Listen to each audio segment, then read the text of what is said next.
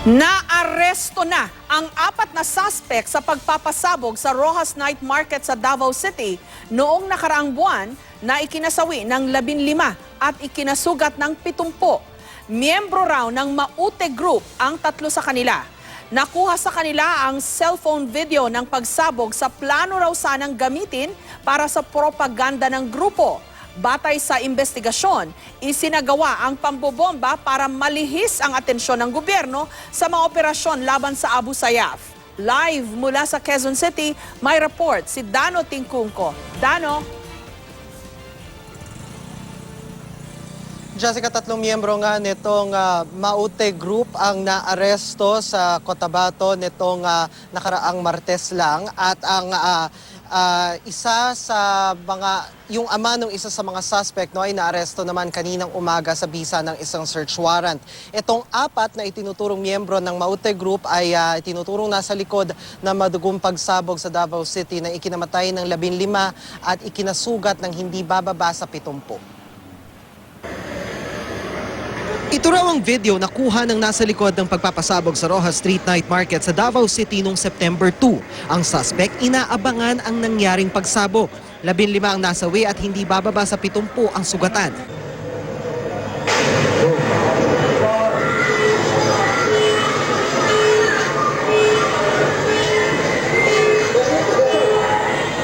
Nakuha ang video sa 3 suspect na naaresto. The said 3 terrorists who were riding a motorcycle without a license plate attempted to evade the mobile checkpoint that our security forces set up along Governor Gutierrez Avenue, Cotabato City, resulting in their arrest. Kinilala ang 3 na sina TJ Macabalang, Windel Facturan at Musali Mustafa. Sa pagkakadakip sa kanila sa checkpoint sa Cotabato, samot-saring armas at sangkap ng improvised explosive device ang nakuha sa kanila. Ayon sa DND, may kanya-kanyang papel ang 3 sa pambobomba. Si Facturan daw ang nagdala ng bomba sa site. Si Macabalang ang umano'y triggerman. At si Mustafa raw ang kumuha ng video para sa propaganda ng grupo. Sa inisyal na investigasyon, lumalabas na ang pagsabog ay para ilihis ang atensyon ng gobyerno sa mga operasyon laban sa Abu Sayyaf at ibang bandidong grupo sa Sulu at Maguindanao. Paghihiganti sa mga napatay sa Butig, Agusan del Sur at mga nahuling miyembro ng grupo sa isang checkpoint sa Lanao del Sur noong August 22. May mga plano pa raw na pambobomba ang grupo sa Maguindanao at Davao sa mga susunod na linggo. They are trying to, sa nakita yung video kanina, meron silang flag ng ISIS, di ba? I think they're trying to get the attention of the ISIS to siguro magkaroon ng recognition ng ISIS para sa kanila. Kanina madaling araw nakuha ang samot-saring armas, bala at sangkap ng bomba sa bahay ni Teng Macabalang. May 7 pang miyembro ng Maute Group ang tinutugis ng militar at pulisya. Pero sa pagkakahuli ng 3, case closed na raw ang kaso. Hinahanap namin kung sino yung mastermind dito, kung sino yung mas mataas pa na nagputo sa kanila. Ito yung mga naturuan ni Marwan. Ito mga estudyante nila noon na magagawa nitong nung mawala na si Marwan, dito over the propagation of the technique. Sa isang pahayag, pinuri ni Davao City Mayor Sara Duterte ang pagkakadakip sa mga suspect. Pero sabi ni Inday Sara, mahalaga raw na maging tulay ito sa tuluyang pagbuwag sa mga teroristang grupo o pagtigil sa mga insidente ng karahasang may kinalaman sa terorismo. Patuloy raw ang hangarin nilang maibigay ang hustisya sa mga biktima ng pambobomba. At Jessica, bago mag-alas 5:30 kaninang hapon ay dinala rin sa DOJ ang 3 miyembro ng Maute Group na ipiniresenta ni Defense Secretary Lorenzana sa media sa Camp Aguinaldo. Yan ay para formal silang kasuhan ng illegal possession of firearms and ammunition at illegal possession of explosives. Before that ay nauna nang kinasuhan ng illegal possession of firearms and ammunition at illegal possession of explosives ang ama nitong si TJ Macabalang na si Teng Macabalang. Yan naman ay ginawa sa lungsod ng Cotabato. Jessica. Dano, 4 yung naaresto pero 3 lang yung na-identify yung kanilang affiliation, 3 miyembro ng Maute Group. Eh yung isa, anong grupo naman daw siya kabilang? Jessica, in general, nire-refer silang 4 as members nitong Maute Group. Pero yung 3, ang division naman dun sa classification sa 3 ay in terms of participation. Dahil itong 3 miyembro na ipiniresenta sa media ni Defense Secretary Lorenzana ay sinasabing merong direct participation dito sa nangyaring pagsabog. So nabanggit natin, no, ay si Makabalang, siya yung triggerman, si Windel Factura naman, siya yung naging courier o yung tagadala ng bomba doon sa mismong site nitong Rojas Street Night Market.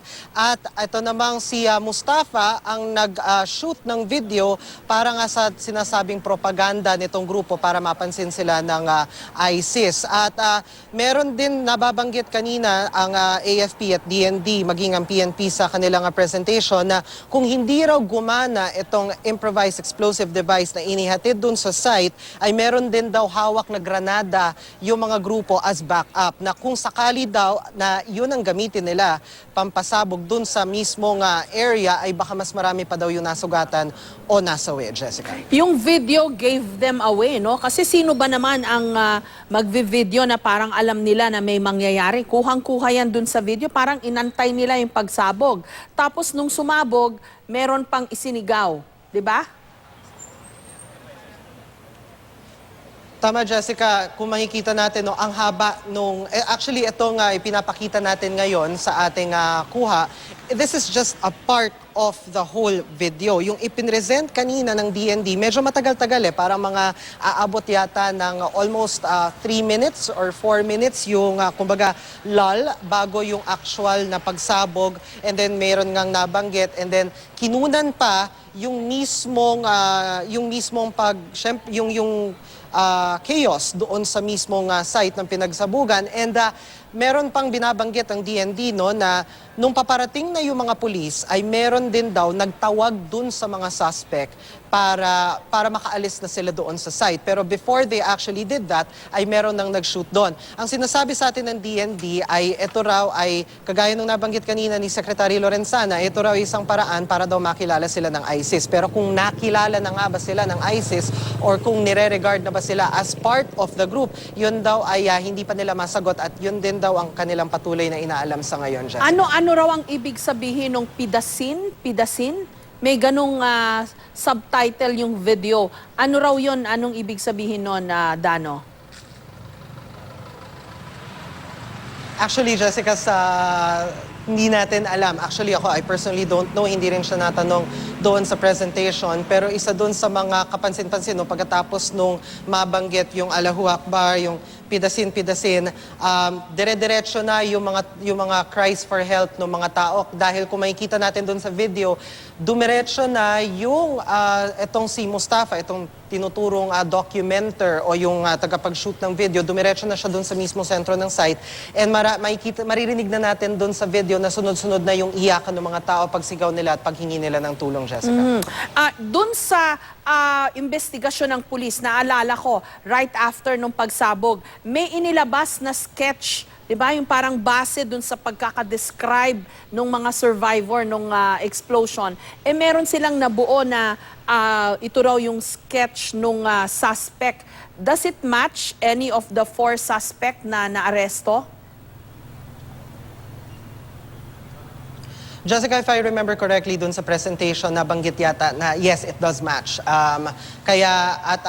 It does match yung description nitong mga nahuli, and yun din yung isa dun sa mga nagpasimula nitong operations para mahuli nga ito, no? Pero ang naging tulay para ma-identify ito mismong Maute Group ay ilang mga informants. Ayaw pang sabihin sa atin ng DND, AFP or ng PNP kung ilan sila or kung sino sila, dahil meron pa nga silang tinutugis na hindi bababa sa 7 remaining na members nitong Maute Group. Pero isa daw dun sa mga naging catalyst nitong operation na ito ay yung impormasyon na ibinigay ng mga informante, kaya nakapaglatag sila ng isang checkpoint sa Cotabato City kung saan inabangan.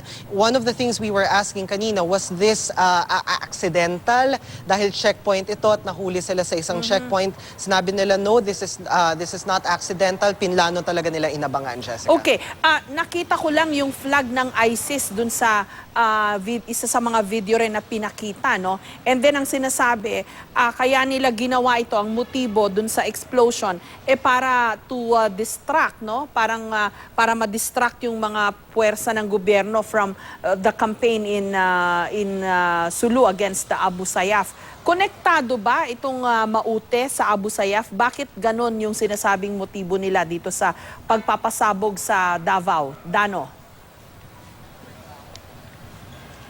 Ang sinasabi, merong connection, merong affiliation with Abu Sayyaf. Meron ding nababanggit kanina na links or affiliation sa Jemaah Islamiyah dahil itong mga miyembro ng Maute Group, I believe this is more than just itong tatlo na naaresto or itong naaresto at ipinresenta sa media ay mga naging estudyante daw ito ni Marwan na nagturo sa kanila kung paano gumawa ng bomba at paano ito i-deploy, i-activate. Kaya nung namatay si Marwan, basically hindi yon natapos. They were basically carrying out the techniques. But in terms of kung ano ba yung concrete na affiliation ng grupo sa Abu Sayyaf, particularly as well as ISIS, it's something that they could not answer at this time dahil ang nakita nila dun sa kanilang initial investigation ay meron ngang flag ng ISIS but it was just a way to get ISIS's attention. Yung video na kinuna nila, basically it was propaganda. The original intention of that daw was to carry it out internationally para makuha nila yung atensyon ng ISIS. Kung tinanggap na ba sila ng ISIS, yan ang hindi pa nila masagot sa ngayon, Jessica. Remarkable lang na ang babata, no? Ito yung sinasabing mukhang nagbago na yung membership ng ganitong mga grupo. Puro mga bata na yung kanilang mga miyembro. Maraming salamat sa'yo, Dano Tingkungko.